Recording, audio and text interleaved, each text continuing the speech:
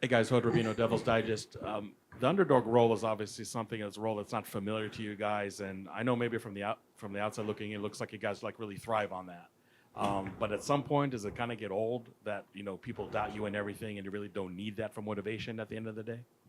No, I don't think so. I think like that motivation of being the underdog. I feel like that's kind of the gas that we use to, playing these types of games, and I feel like that's kind of what fueled us all year.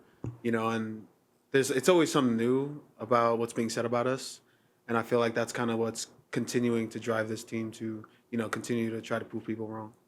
Cam, same question. Yeah, I mean, if you don't have doubt, you'll never be successful. Because if you think you're successful, then you'll start falling.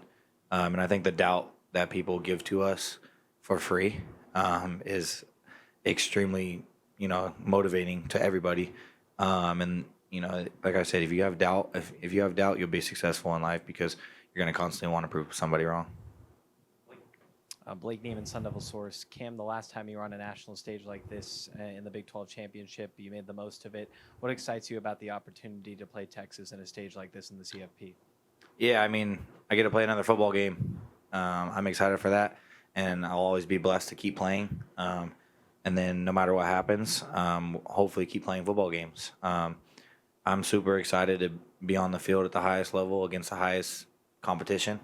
They're going to be a team that we're going to have to fight against the whole game. And, it's something I got to put on my shoulders and understand that, I got a lot of work to do. So, practice has been good and we're ready to go. Hey guys, Robbie Baker with Fox 10. For both of you, you had the extra time with the bye week. Now getting ready to head to Atlanta tomorrow. Does it start to feel any different, any more real, or anything like that? I think it, like for us, we treat it as a normal game week, and I feel like that's kind of how we don't treat any game any bigger or any smaller than it already is. I mean, we're one of the last 8 teams in college football for college football playoff, but at the same time, like we do what wins and we treat it the same way we would any other week. So although we leave on a tomorrow on a Sunday, to us it's really like another Wednesday practice. So we kind of keep that same process and that same routine that's gotten us to this point. Yeah, exactly. Dillingham preaches every day. Play the game, the game, the game, the game. Don't play the moment. You're not playing the Peach Bowl, Chick-fil-A. You're not playing against Chick-fil-A. You're playing against Texas. You're playing a football game against 11 people in front of you. You're not playing anything else. You're not playing against the fans. You're not playing against the other coaches. You're playing against the team in front of you. So I think we've been focused each week. I think that's been something we've been falling on. Is making sure that we're not playing the moment and we're playing the game. Doug, Chris, and then Blake. Hi guys, Doug Haller at the Athletic. Kenny has preached for the last 2 years since he's gotten here that you guys are going to work hard, but you're also going to have fun. How much has that ability to kind of keep things loose, keep things light during this run, which have had some stressful moments? How much do you think that has helped you guys get to where you are? Yeah, I think that falls on us 100%. Coach Dillingham can make it the hardest practice in the world or the lightest practice in the world, but at the end of the day, we have to take it serious. We could do 7 walkthroughs all week, but if we don't take them serious, it's going to be a joke. We can also take them very serious, and it could be a completely different turnaround. So I think the preparation that players have to have for the mindset of going into a game like this takes a huge role in it because, no matter what we're doing or how we're practicing, everyone has to be locked in. And I think that's a big thing that we have to continue to keep going. Yeah, I think that the success of this team is all because of the leaders of the program. I think the leaders of the program kind of helped us uphold the pillars of the program. We preach about make good decisions, be a good person, have more fun working harder than anyone in the country, and we have those pillars instilled in our program. And I feel like a lot of the players have bought into that, and I feel like that's why we're so successful. Where we hold each other accountable, and a lot of people, new transfers that come in, they understand really quickly like what the culture is around this team, and I feel like that's kind of what's separating us at this point. Chris, Blake, and Jake. Chris Cartman, son of a source. You guys had a little more time off, so do you guys feel like better physically now? And then how does that help prepare? Like, do you have more into your game plan? Do you think in games like this you might have more trick plays without revealing anything? But what is different about this game due to having the time off and your health and everything? I think for us, for especially the O-line, from the O-line perspective, like a lot of us are kind of a little banged up right after the championship game. So we're able to take advantage of, taking that week off and getting our bodies back. So it definitely helped us. A lot of people think that having the bye week, you kind of lose your game shape, if that makes sense, like having your game shape and stuff like that. But I feel like with the week, like last week, we were able to take advantage of practicing Monday, Wednesday, Friday, and having it really tough practices to get us back in shape. So we were able to utilize that week to really get our bodies back, but at the same time, ramp it back up the next week and get ready for the game.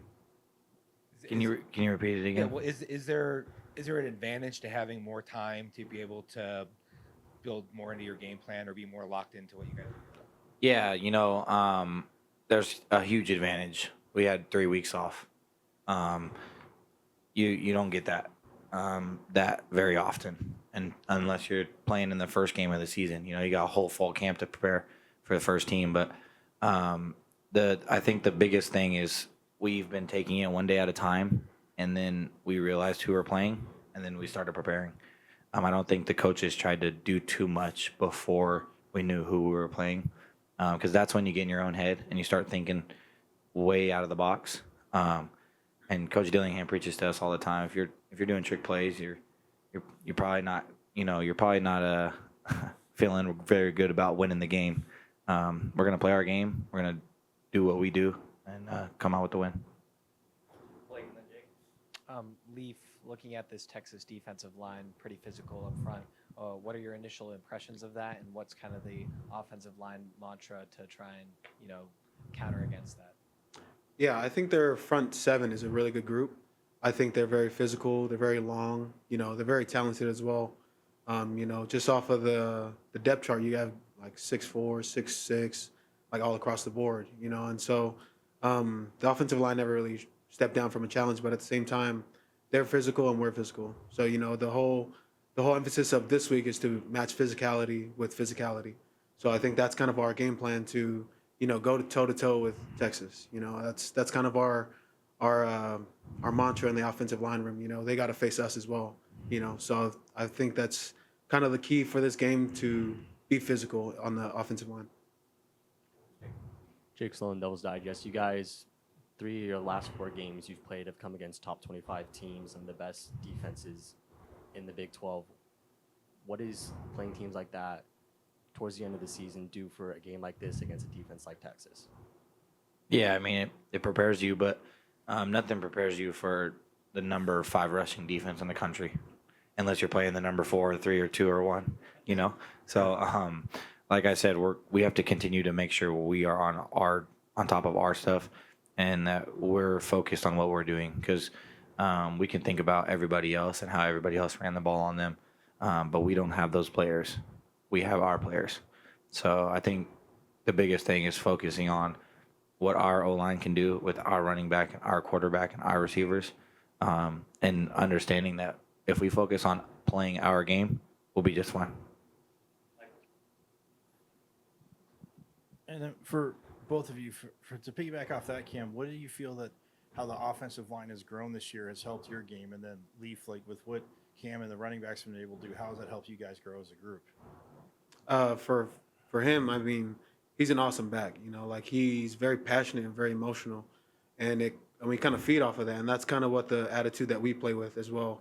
The energy that he gives off right before we break the huddle on the sideline, it gives us that much of an edge, that we play with, and I feel like that's kind of what we were able to lean on, late in the season, where we play with an attitude and we play with an edge, and I feel like that's kind of what we're feeding off of when we run block for scat.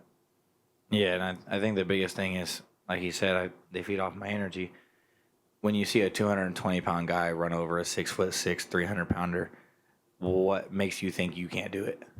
So that's why I do it. I set the tone from the jump due to the fact that I'm showing them if I can do it, they can do it. And if they're physical, it's possible. And they've done a great job all year, of constantly getting better. They're not the best, but they're getting better every week, which is what matters. And that's why I love playing behind them, because the chemistry between an O line and a running back has to be there. It has to. And the last 4 months of the season, like the last 4 months of our lives, we've done nothing but connect and get better together. And the way they block and the way I run, they feel the way I run. They know where I'm going to be at. They know how fast it takes me to get through the hole. And then also me too. Like, I know when those two guys are going to come off that double block to the linebacker. And that's just something that naturally comes. You don't really talk about that. That's the biggest thing that I think has been helping us, just, knowing each other, and being able to play with a couple of the guys on the line last year. But the connection between us has been getting stronger, which is why both of us are successful. Leif, you kind of touched on it, but just Cam, for your perspective, what's kind of the internal messaging motivation that the group as a team is talking about this week? Just another game, or is it something extra this week? It's always something extra in your own mind, but it's just another game. Like I said, we got to play our game. We have to constantly do what we do. We have to play the same game we played against Wyoming. We have to play the same game we played against BYU. We have to play the same game we played against Utah. Like, we have to play the same football. We play it all year. And if we do that, we'll be just fine. If we keep this, we either blow it out or we keep the game close.